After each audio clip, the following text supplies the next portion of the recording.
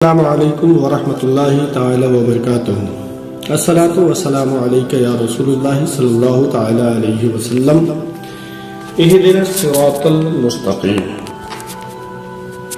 ہمیں سیدھے راستے پر چلا۔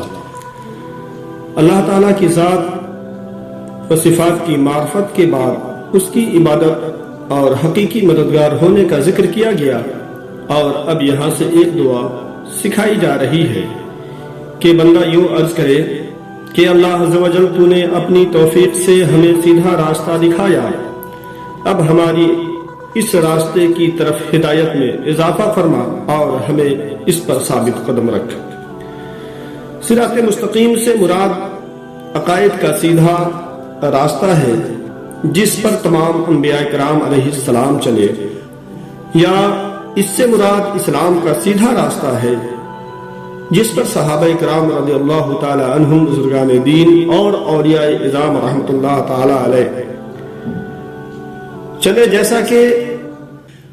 اگلی آیت میں موجود بھی ہے، اور یہ راستہ اہل سنت کا ہے۔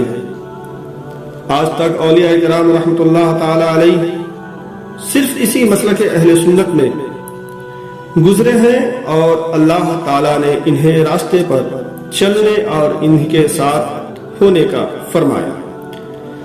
فرمانے باری تعالی یا ایھا الذین آمنوا اتقوا اللہ وکونوا مع الصادقین، ترجمہ کنز العرفان، اے ایمان والو اللہ سے ڈرو اور سچوں کے ساتھ ہو جاؤ۔ حضرت انس رضی اللہ تعالیٰ عنہ سے روایت ہے کہ سید المرسلین صلی اللہ تعالیٰ علیہ وسلم نے ارشاد فرمایا، بے شک میری امت کبھی گمراہی پر جمع نہیں ہوگی،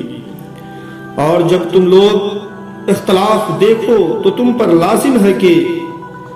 سواد اعظم یعنی مسلمانوں کے بڑے گروہ کے ساتھ ہو جاؤ۔ حضرت عبداللہ بن عمر رضی اللہ تعالیٰ عنہ سے روایت ہے کہ نبی اکرم صلی اللہ تعالیٰ علیہ وسلم نے ارشاد فرمایا، بنی اسرائیل کے 72 فرقوں میں تقسیم ہو گئے تھے، اور میری امت 73 فرقوں میں تقسیم ہو جائے گی، ان میں سے ایک کے علاوہ سب جہنم میں جائیں گے۔ صحابہ کرام رضی اللہ تعالیٰ عنہ نے عرض کیا، یا رسول اللہ صلی اللہ تعالیٰ علیہ وسلم، نجات پانے والا فرقہ کون سا ہوگا؟ ارشاد فرمایا، وہ طبقے ہوگا جس پر میں اور میرے صحابہ ہیں۔ یاد رہے کہ اللہ تعالیٰ نے ہدایت حاصل کرنے کے لیے بہت سے ذرائع عطا فرمائے، ان میں سے انسان کی ظاہری باطنی صلاحیتیں جنہیں استعمال کر کے وہ ہدایت حاصل کر سکتا ہے۔ آسمان و زمینوں میں اللہ تعالیٰ کی قدرت، وحدانیت پر دلالت کرنے والی نشانیاں جن میں غور و فکر کر کے انسان ہدایت پا سکتا ہے۔ اللہ تعالیٰ کی نازل کردہ کتابیں، ان میں سے تورات، انجیل اور زبور قرآن پاک نازل ہونے سے پہلے لوگوں کے لیے ہدایت کا باعث تھی، اور اب قرآن مجید لوگوں کے لیے ہدایت حاصل کرنے کا ذریعہ ہے۔ اللہ تعالیٰ کے بھیجے ہوئے خاص بندے انبیاء کرام اور مرسلین اعظام علیہ الصلوۃ والسلام یہ اپنی اپنی قوموں کے لیے ہدایت حاصل کرنے کا ذریعہ تھے، اور ہمارے نبی حضرت محمد مصطفیٰ صلی اللہ تعالی علیہ وسلم قیامت تک آنے والے تمام لوگوں کے لیے ہدایت کا ذریعہ ہے۔ اہدنا الصراط المستقیم سے معلوم ہونے والے احکام کہ ہر مسلمان کو اللہ تعالیٰ سے سیدھے راستے پر ثابت قدمی کی دعا مانگنی چاہیے، کیونکہ سیدھا راستہ منزل مقصود تک پہنچا دیتا ہے، اور ٹیڑھا راستہ مقصود منزل تک نہیں پہنچاتا۔ اللہ تعالیٰ ارشاد فرماتا ہے کہ عقل والے اس طرح دعا مانگے، ربنا لا تزغ قلوبنا بعد اذ ہدیتنا وہب لنا من لدنک رحمہ انک انت الوہاب۔ اے ہمارے رب، تو نے ہمیں ہدایت عطا فرمائی ہے، اس کے بعد ہمارے دلوں کو ٹیڑھا نہ کر، اور نہ ہمیں اپنے پاس سے رحمت عطا فرما، تو بڑا عطا فرمانے والا ہے۔ اور حضرت انس رضی اللہ تعالیٰ عنہ فرماتے ہیں، حضور پرنور صلی اللہ تعالیٰ علیہ وسلم کثرت سے دعا فرمایا کرتے تھے، اے دلوں کو پھیرنے والے میرے دل کو اپنے دین پر ثابت قدم رکھ۔ تو میں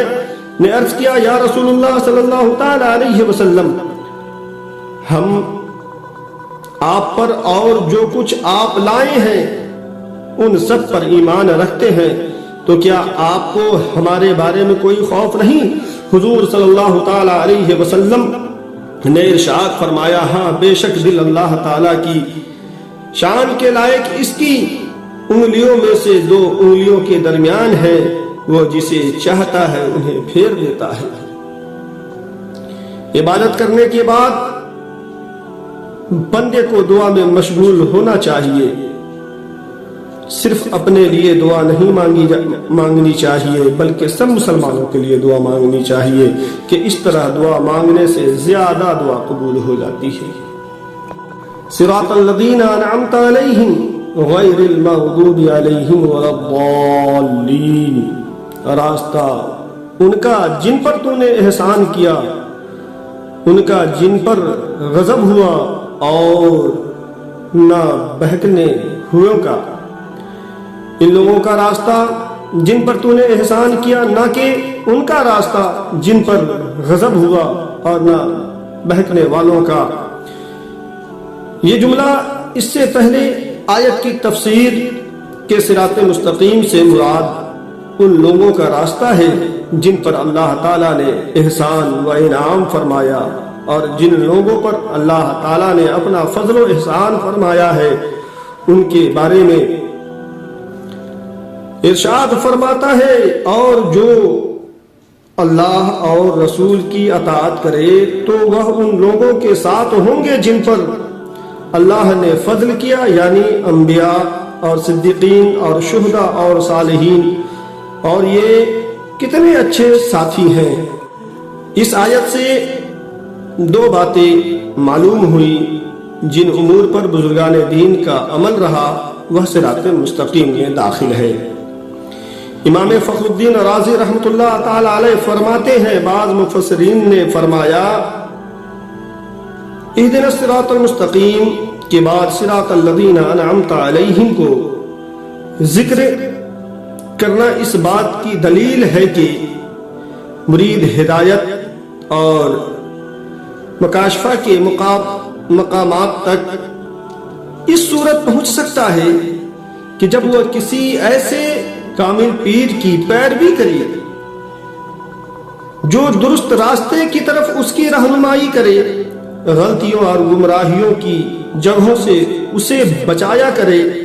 کیونکہ اکثر لوگوں پر نقص غالب ہے اور ان کی عقل حق کو سمجھنے، صحیح اور غلط میں امتیاز کرنے سے قاصر ہے، تو ایسے کامل شخص کا ہونا ضروری ہے جس کی ناقص شخص پیروی کرے، یہاں تک کہ اس کامل شخص کی عقل کے نور سے اس ناقص شخص کی عقل بھی مضبوط ہو جائے، تو اس صورت میں وہ سعادتوں کے درجات اور کمالات کی بلندیوں تک پہنچ سکتا ہے، اور اس کے مرشد کامل اس کو سعادت کے درجات تک پہنچا سکتے ہیں۔ غیر المغضوب علیہم ولا الضالین، نہ کہ ان کا راستہ جن پر غضب ہوا اور نہ بہکے ہوئوں کا، جن پر اللہ تعالیٰ کا غضب ہوا، ان سے مراد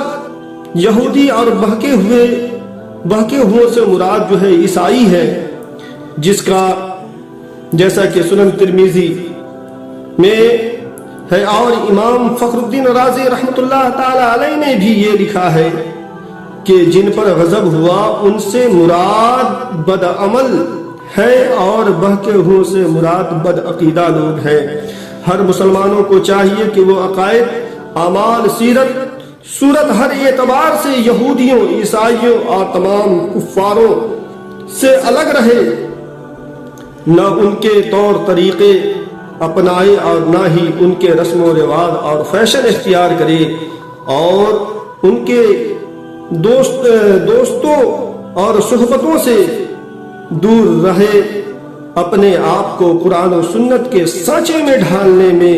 ہی اپنے لیے دونوں جہاں کی سعادتیں حاصل کرنے کی